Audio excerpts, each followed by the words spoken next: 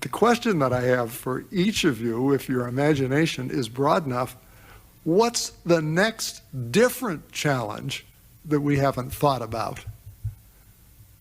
At least thought about sufficiently. Has either of you, with your profession being in this, thought, well, this last one was very different from the predecessor. Is there another significant challenge out there that hasn't been used yet to aircraft safety and the safety of people on the ground? I think that's one of the most difficult questions to answer. Sure is. Because you know, I've thought a lot about this, particularly in relation to safety. When you're dealing with safety issues, and we've become much better at this with the improvement in technology, you know, you can, and we're beginning, the FAA is beginning to do this very well, which is to track trends, to look at some incidents and see if you can track trends. It seems to me, but I'm not an intelligence expert, but it seems to me that's more challenging on the intelligence side when you are dealing with human nature. And when you, is it possible to think of every scenario? And I don't think it is, which is why I think we get back to layers and being not so predictable.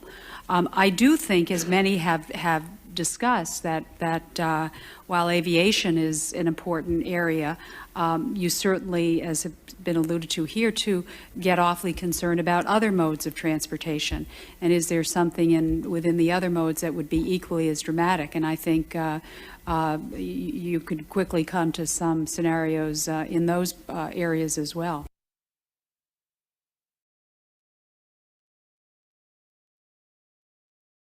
Interesting times that we live in.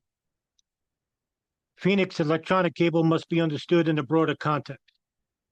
It was not the first occasion that the FBI was concerned about terrorist groups sending persons to the United States for aviation study. The agents involved in drafting the Phoenix electronic cable and the headquarters personnel who worked on it were unaware of this context. In 1981, as the U.S. military was involved in hostilities with Libya, President Ronald Reagan decided to revoke visas held by Libyan students in the United States involved in aviation or nuclear studies. In March 1983, the INS published a rule in the Federal Register terminating the non-immigrant status of Libyan nationals or persons acting on behalf of Libyan entities engaged in aviation or nuclear studies. The INS turned to the FBI for assistance in locating such persons. In May of 1983, FBI headquarters sent a priority communication to all field officers asking for assistance in complying with the INS request. In 1998, the chief pilot in the FBI's Oklahoma City field office informed an agent on the office's counterterrorism squad that he observed many Eastern males at Oklahoma flight schools. An intra-office communication at the counterterrorism squad supervisor was drafted noting that the chief pilot's concern that the aviation education might be related to terrorist activity and a speculation that light planes would be an ideal means to spread chemical or biological agents.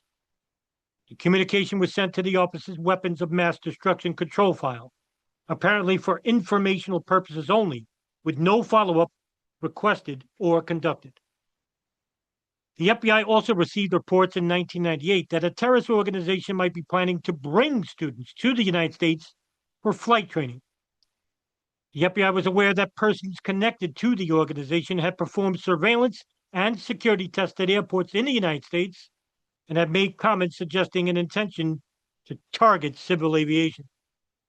In 1999, the FBI received reports that another terrorist organization was planning to send students to the United States for aviation training.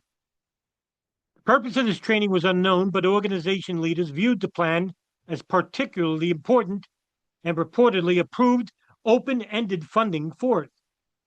An operational unit in the counterterrorism section at headquarters instructed 24 field officers to pay close attention to Islamic students from the target country engaged in aviation training.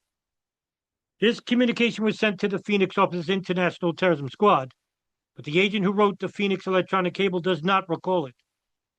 The communication requested that field officers, task sources coordinate with the INS and conduct ontological inquiries, in an effort to develop an intelligence baseline regarding the terrorist group's involvement with students. There was no indication that field officers conducted any investigation after receiving the communication. The analyst who drafted it explained that he received several calls from the field for guidance, since it raised concerns about the Buckley Amendment, which bars post-secondary educational institutions that receive federal funding from releasing personnel information without written student consent. The project was subsequently assigned to the International Terrorism and Analytic Unit at headquarters, where an analyst determined that 75 and more than 1,000 non-academic institutions offered flight education in the United States. In November of 2000, the analysts informed field officers that no information had been uncovered about the terrorist group recruiting students, and stated that further investigation by the FBI's field officers is deemed imprudent by FBI headquarters. The former chief of the operational unit involved in the project told the Joint Inquiry that he was not surprised by the apparent lack of vigorous investigative action by the field officers. The FBI structure often prevented headquarters from forcing field officers to take investigative action that they were unwilling to take. The FBI was so decentralized, he said, and special agents in charge of field officers wielded such power that when field agents complained to a supervisor about a request from headquarters, the latter would generally back down. Personnel working on the Phoenix electronic cable at headquarters were not aware of these earlier reports on terrorist groups sending aviation students to the United States, and did not know that headquarters had undertaken a systematic effort in 1999 to identify Middle Eastern flight students in the United States. This example demonstrates the lack of information sharing in the FBI. According to interviewees, this is a problem not only at headquarters, but also in the field agents often will be familiar only with cases in their own squad. The FBI's Deputy Assistant Director for Counterterrorism Analysis recently detailed from CIA to improve the FBI's analytic capability, testified before the Joint Inquiry that the FBI didn't have analysts dedicated to sort of looking at the big picture and trying to connect the dots, say between the Phoenix memo and some other information that might have come suggested that there were persons there who might be preparing to hijack aircraft. The Phoenix agent also testified that he was unaware of most of the earlier reports of the potential use of airplanes as weapons.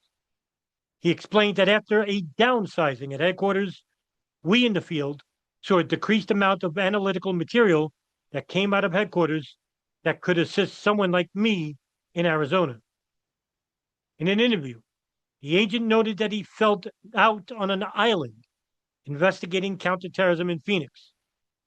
In his own words, before September 11th, counterterrorism and counterintelligence were the bastard stepchild of the FBI because they were programs that did not generate career-enhancing statistics like other programs such as violent crimes, major offenders on drugs,